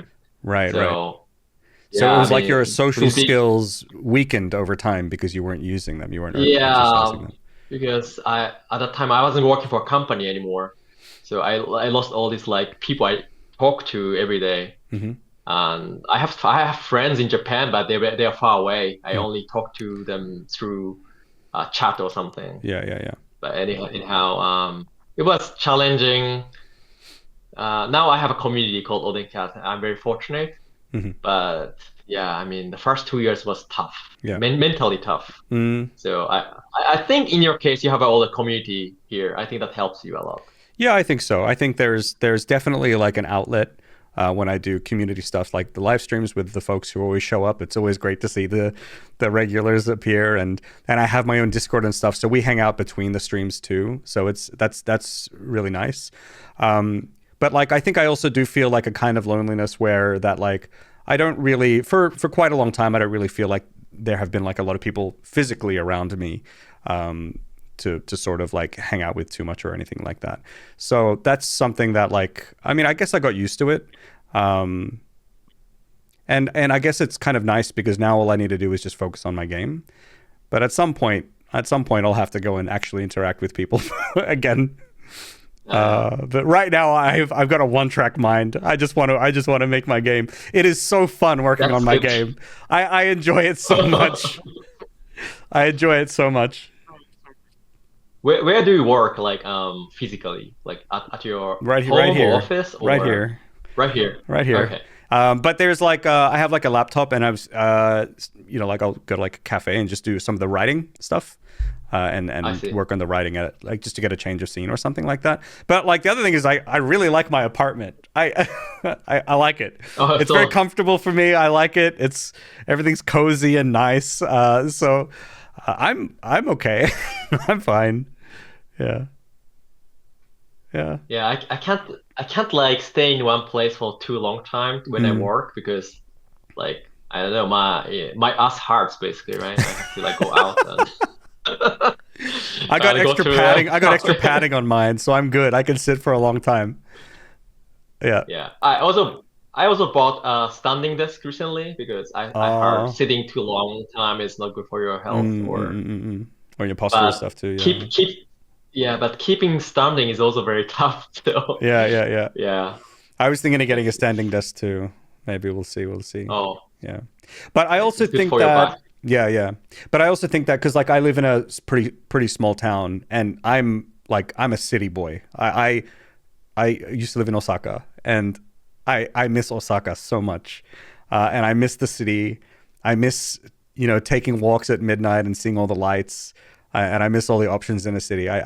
So like, that's something that I'm considering too, is like, maybe I need a change of scene, but also I can't really do that right now because my priority is my game, and moving to a different country costs a lot of money.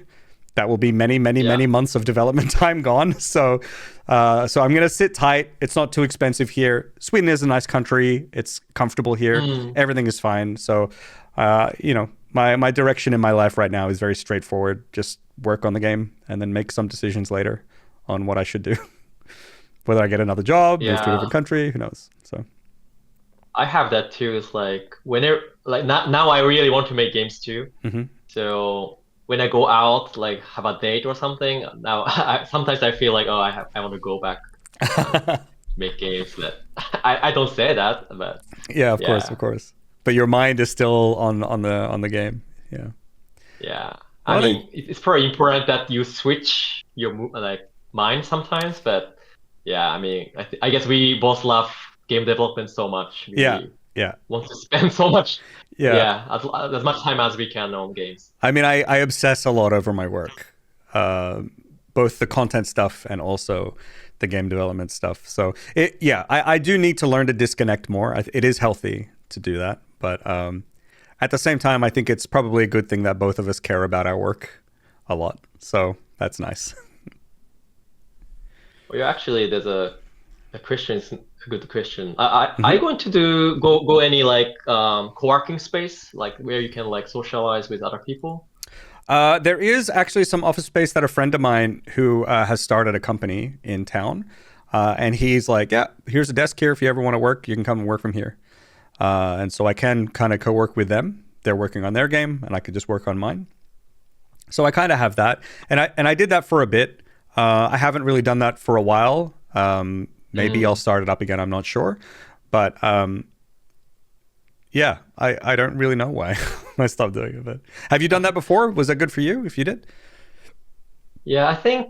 There's one good friend of my mind like actually invited to those spaces, and actually I go there sometimes. I'm not really using there for work, but just go there and like socialize with people, and maybe sometimes give a presentation and stuff.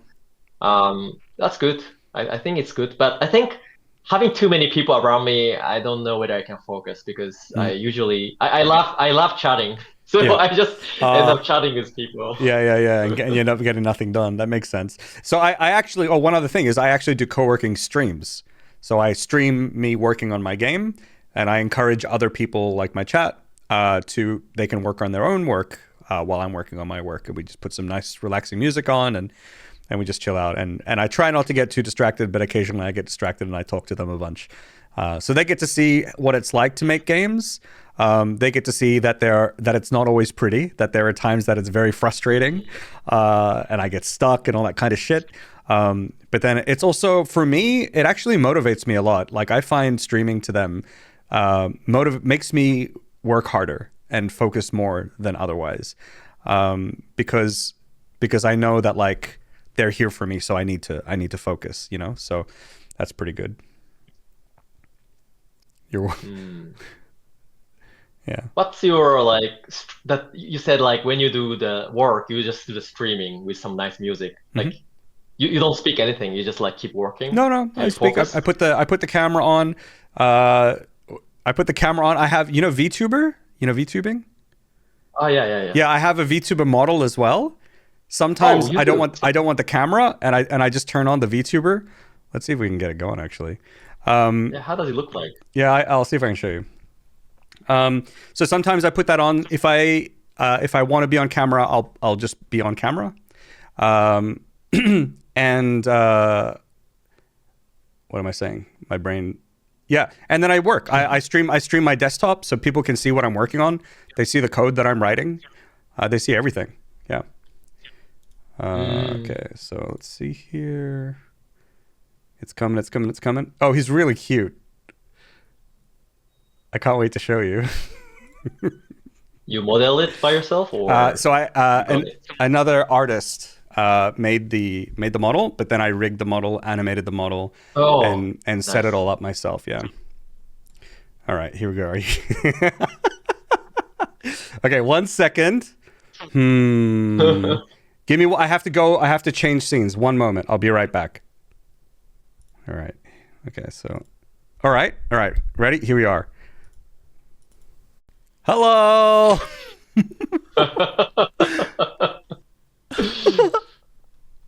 Wow. I think I have my happy face. Wait. Oh. And he can be angry. And he can be sad. Oh, is it echoing? 2 mics? My bad. That's actually pretty good. Okay, there. Now it shouldn't be echoing anymore. Yeah, but this is this is my little model. So I like him. He's pretty cool. He's pretty fun. Yeah. So sometimes if I'm on stream and I'm working, but I don't want to have like lights on me or something like that, or if I don't really want to have a shower, I feel kind of gross, I just like work and I use the little model, and we have some fun with him. He's pretty funny. So yeah. Does it do like lip syncing and stuff, or Yep. How much does it capture your movement? A lot of it, so I can squint and open and close my mouth. Oh. And I can lean. Yeah. So it does a bit. I think I have a keyblade. Hang on. I do have a keyblade. Oh. From Kingdom Hearts. Hey, check out this bad boy. Yeah, maybe I can do something similar. I think it's pretty fun if I use my game character to do some like YouTuber stuff. Yep. You just have like a mouth that kind of moves with it. That could be pretty fun. I've seen some people do that. Some people just have the image, they just put a cute little image. And like your Odencat logo is a cute little cat. You could even use that, do something. Yeah. So. Actually, that's a good point. Yeah, maybe I can just make use of the character and maybe have some of my team member do that. Yeah. There you go. Or it can be anyone. Mm-hmm. Maybe today's Daigo, today's different guy. Yeah, thanks for the inspiration. There you go. Yeah, so that's sort of what I do when I don't want to be on camera. Of course, when you stream, you don't even have to be on camera. Like some people stream with no camera too. But to me, like, we have a lot of fun with the character. I think it adds a lot of expression to what's going on. They can see if I'm frustrated. Sometimes we do funny things where the character's face is really big and it's covering the screen, all this kind of stuff. I also have you see my background here, my apartment. I actually have like a drawn background of that as well. So, it's a lot of effort went into it. It's very good. Yeah. One of the thing I'm like afraid of streaming is Mm-hmm. like I see sometimes people forget to turn off the streaming Mm. and they just start their life and the people can see all your privacy, right? Oh yeah. Like, is there have Ah, you stream's done. I ever made finally I can any? take off my pants. Yeah, that kind Yeah, of. right. Have you ever have that kind of problem or uh, luckily not?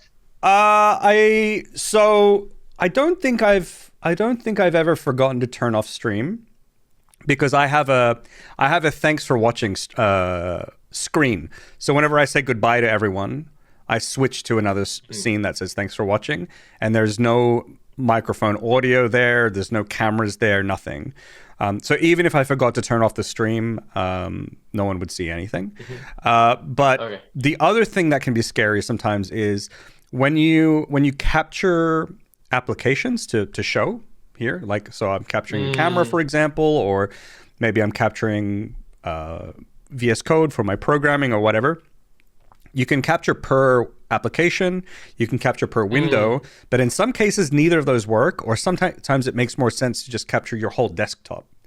Now that is scary because Yeah, because you don't know what's in there. if you accidentally show some like text, oh, it's the story of the game, or something that you're working on, but you didn't mean to show because everyone can see everything, or that kind of thing.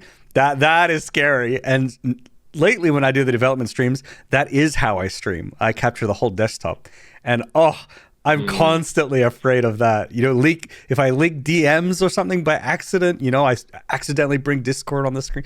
Oh, that's the thing I get scared of. Yeah. Yeah, sounds scary actually. That is scary. So, I don't use display capture when I stream, usually. But when I stream development, I have to, and then I'm very, very careful. Very careful. Yeah. Wow. Okay. Yeah. Yeah.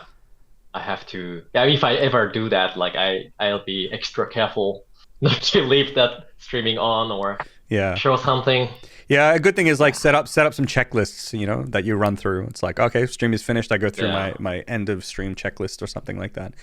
And if you do that, you'll be okay. Yeah. Yeah. All right. Well, we've been talking for a while, nearly 2 hours now, and I don't know if J-Mon is still translating or not. If you are, お疲れ様でした。お疲れ様でした。お疲れ様でした。He's still there, yeah. Oh boy, doing God's work there. Such a dedication. Such a dedication. He cares a lot about Japanese indie scene, and he wants to. Yeah, or I think indie scene in general. In general, I think. Yeah. Yes. Yeah, I mean that guy will burn through like a bunch of different games on one stream just to try them all out and share it with everyone. Yeah, and really really fun guy, nice guy too. Yeah. Yeah, let's meet in real at some point. Yeah. If you have a chance to come to Japan, if you ever go to conferences and stuff. Mm-hmm. Do you have any plan to visit conferences, or you just want to make games? I have no plans for conferences, but it's not impossible. Again, to me, it's a I have to weigh up the cost to attend versus what I'm gonna get. So right now, I don't even know if my game is gonna get released, and if my game doesn't get released, there's no reason to go to conferences. Right. So if the game is at a point where I'm like, the game is definitely gonna finish, then I think it starts to make a little bit more sense to attend conferences financially. Yeah, makes sense. Yeah. But yeah, if I'm ever in Tokyo, I would I'll hit you up. I'd love to hang out. We can get some Oden o tabe ni ikimashou. Yeah. We can eat Oden at Oden stand. Oden stand? I've never had Oden at an Oden stand. I've had it at a corner, but yeah. Sounds like a good plan to me. Yeah. How did you get the name Odencat? Do you really like Oden? It's just our game Bear's Restaurant has this character who loves Oden. It's a cat who loves Oden. Mm-hmm. And when I think about the company name, we had to come up with something, right? Mm-hmm. And we had the name idea like Odencat, like Odin from this like Nordic myth. Like the god, yeah. But Yeah, but we thought Odin sounds too cool. We wanted to make it more Fun. kind of cuter. Yeah. Then Odencat makes more sense. Yeah, I think you nailed it. I think you nailed it. Yeah. Now people remember it, I guess. So it's a good name, I think. Yeah. Yeah. Yeah, I think it's a really cute game, and it does match the pixel art style of the games as well. So I think it's a good one. Well, and yeah, I guess with that, I'll let you go. We've been talking for a while. Thank you so much for your time. I really appreciate it. Yeah. It was fun. Yeah. If you have one piece of advice or tip that you can give to me as a solo developer, as I continue my journey, what will it be? As someone who knows what they're doing to someone who doesn't know what they're doing. Oh, it's a very difficult question. I think stay healthy. Okay. Maybe do some exercise because it's a marathon. It's not a sprint. Yeah. So you should like live healthy. Okay. That's my advice. You know what? I think I could probably do better in that regard. So thank you for your advice, and thank you very much for joining us on stream. The Odencat website, I guess, is a great place to check out, their games. There's links to their games there as well. I'm putting it in the chat right now, odencat.com. There's the English version and a Japanese version. They've got games on Steam. There's like bundles and stuff on Steam as well. And they also have mobile games as well. So if you're interested in cute pixel art games that have amazing art and nice stories, do check out Odencat. Yeah, thank you very much. No worries. Thank you. Have a lovely night. I know it's late for you over there. Take care. Yeah. All right. Have a good night. You too. Yeah, for me. Bye-bye. Bye-bye. Ciao. Bye. And there we are. Survived. We did it. I don't normally do these kinds of streams, but we did it. And that was fun. I had a lot of fun. Now we can be weird again. Yeah. What a cool dude. Thank you, J-Mon, for doing the translation. I'm going to be watching that VOD. I want to see it back. I'm curious how he did. Yeah. J-Mon is actually like a translator as well. He does like a lot of translation stuff, and I think he does live translations as well. So like, this is a guy who knows how to handle this kind of situation. So I'm definitely interested in saying that. Please go check out his channel, J-Mon Demon. And actually, I hang out there on his channel often too. So he streams in Japanese and English. You can speak either. Do check them out. That was fun. That was really fun. I really, really, really enjoyed that. He was such a nice person to talk to, and I feel like we could relate on a lot of different things too, which was nice. I think that there are many times that I feel like I can't relate to some people when I talk to them, but in this case, I felt like I did relate to him a bunch, which was nice. So I felt the connection. That was good. Odencat-ish. Okay, here we go. We're doing the Odencat accent here. Yep, pretty good at accents. Here we go. Get ready. Howdy, partner. My name's Jason. I'm a cat. I love eating Oden. Vamonos. Ciao. Pretty good. First try. Smooth.